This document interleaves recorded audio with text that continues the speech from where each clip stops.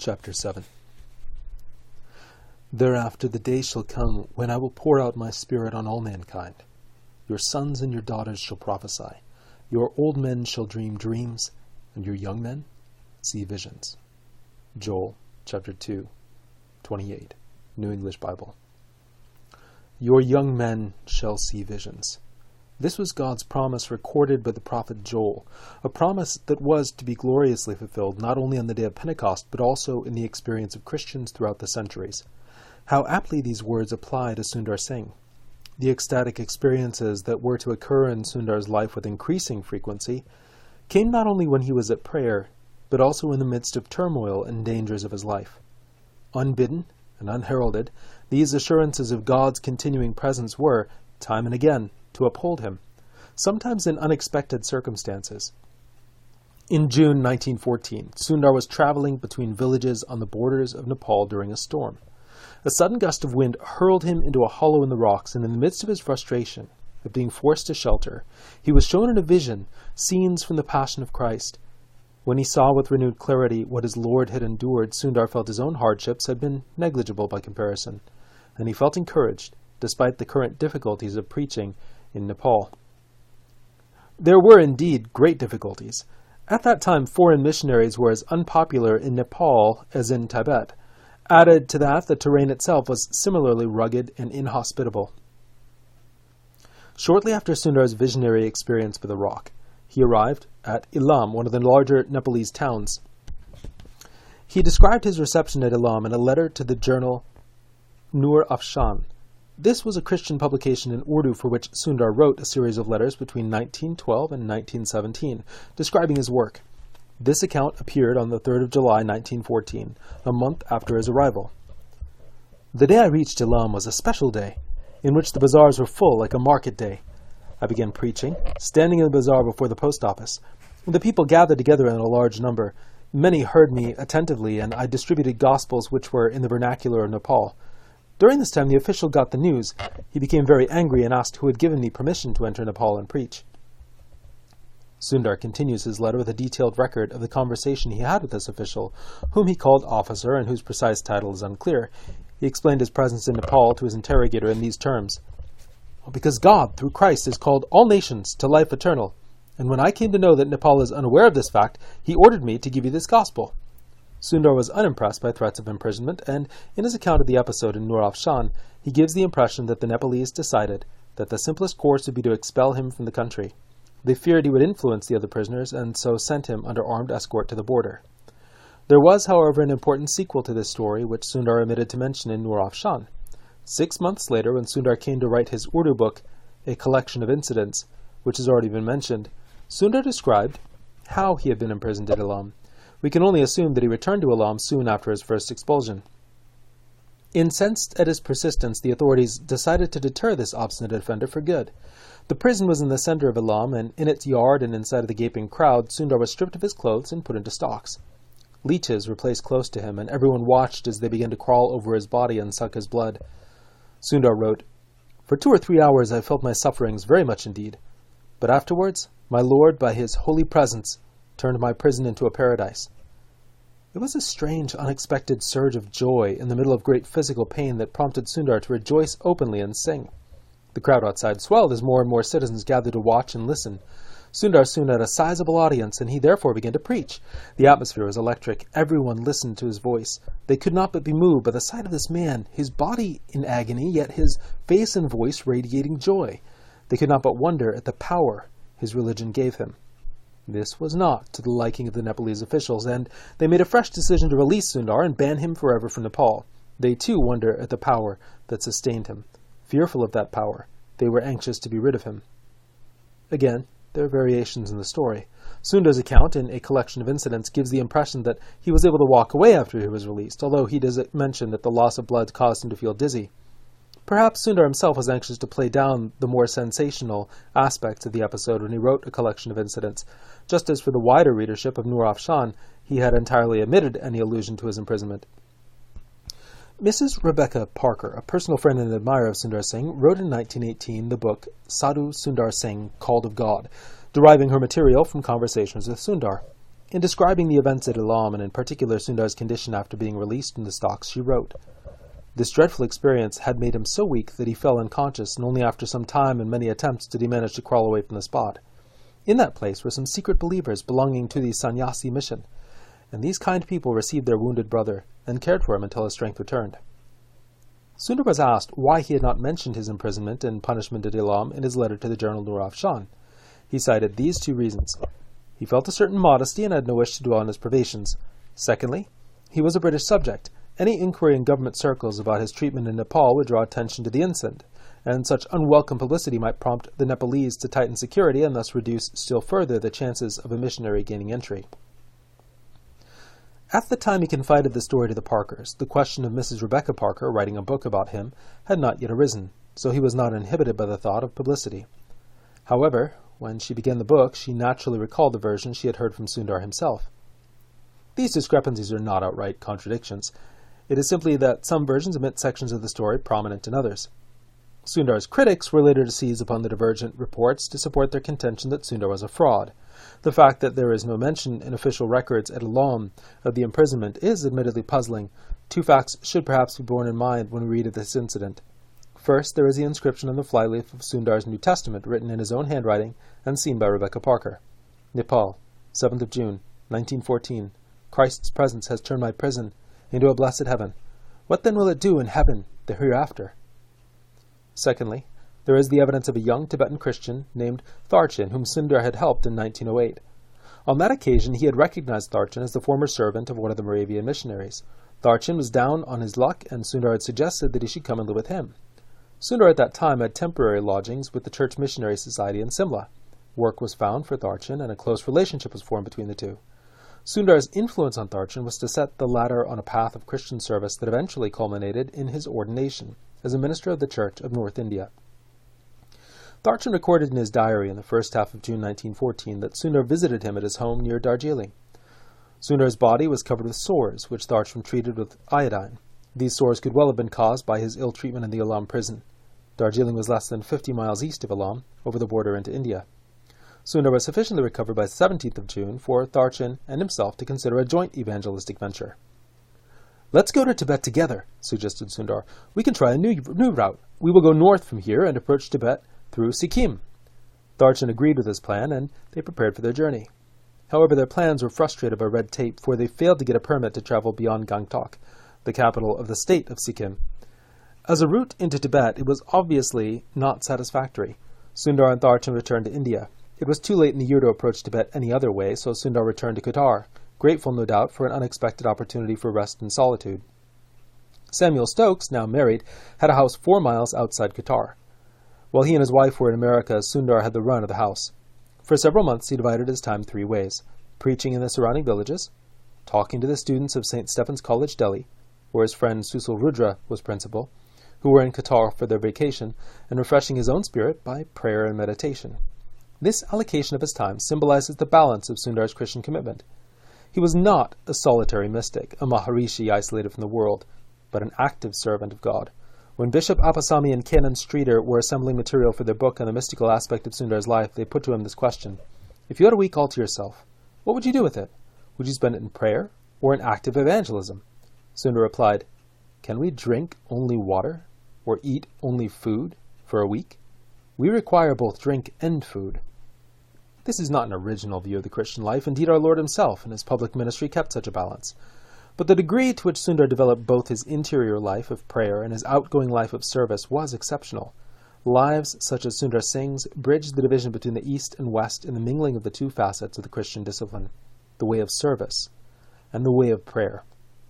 Sundar, neither hermit nor humanist, expressed his life of service sustained by prayer, a synthesis which would be hard to emulate.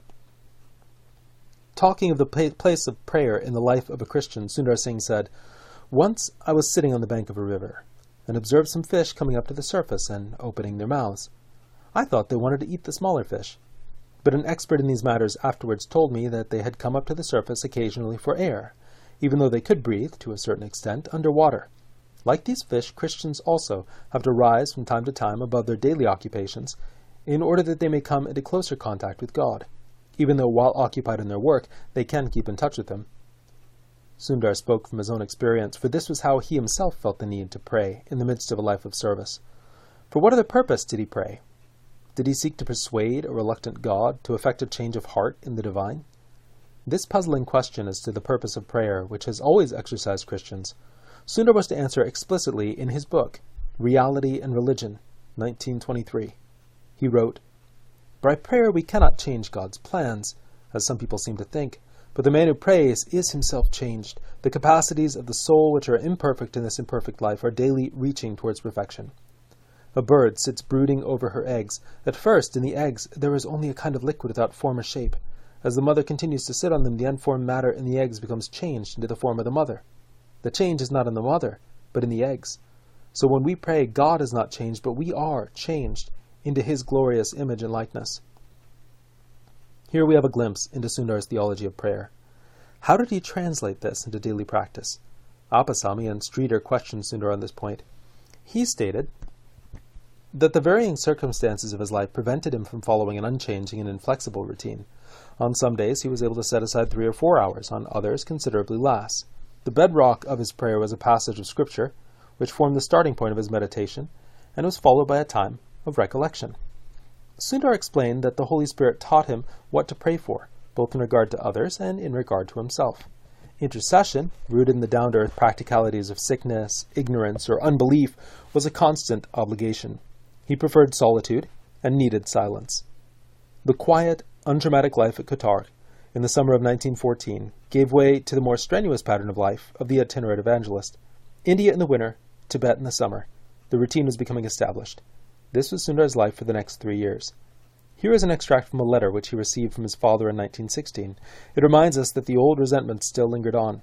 Sher Singh wrote, "My dear son, light of my eyes, comfort of my life, may you live long. You have not replied to the message which I sent to you through the tailor, Dasundi. Now I do not ask for your opinion, but order you to marry soon. Does the Christian religion teach you that you should not obey your parents? Can you not serve your Guru Christ after you are married? Think a little. Who will take care of the house and property?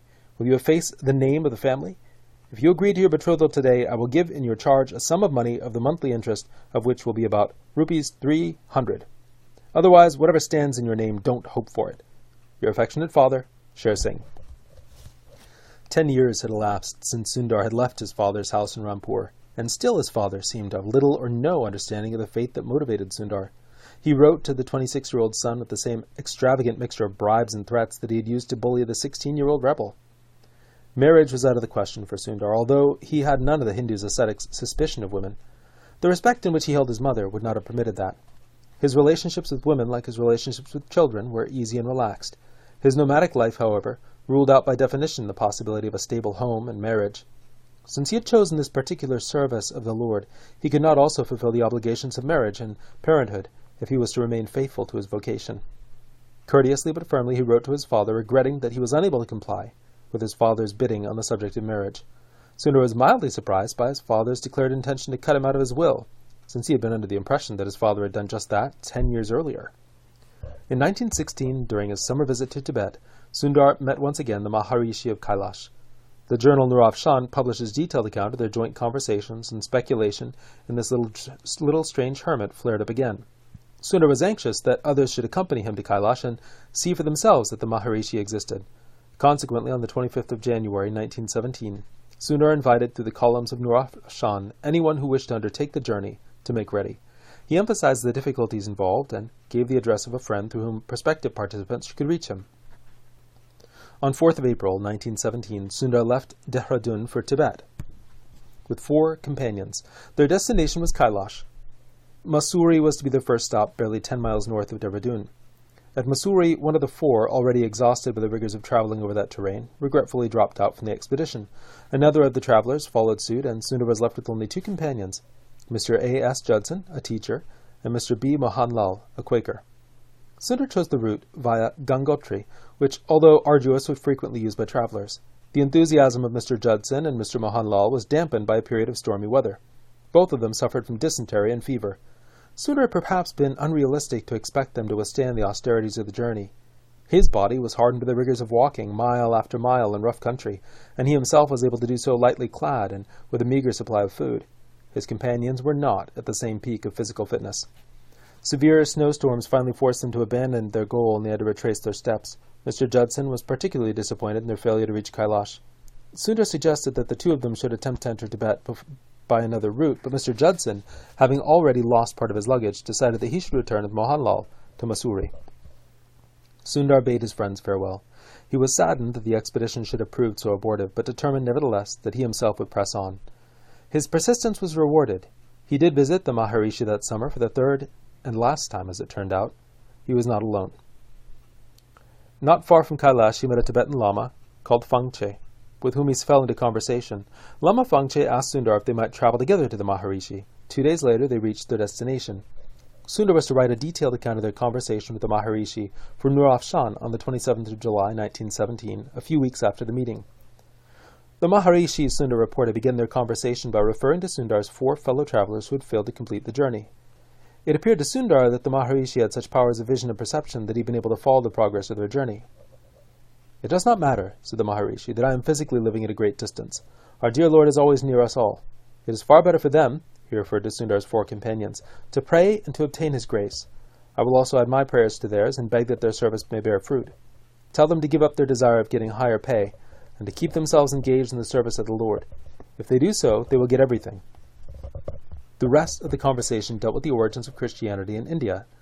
It has already been noted that Mrs. Rebecca Parker, in her account of Sundar's imprisonment at Elam, said that Sundar, after his release, was cared for by some secret believers belonging to the Sannyasi mission. Both the Maharishi and Sundar were aware of the existence of this group, and the Maharishi told Sundar that he regarded himself as a member of the mission. The mission traced its origins to the evangelistic endeavors of the Apostle Thomas, who by tradition first brought the gospel to India. The history of the Sannyasi mission is hard to uncover. It seems to have been a small flame flickering through centuries of Indian history, never quite extinguished, never a roaring fire. At the beginning of this century, its members were mainly high-caste Hindu converts.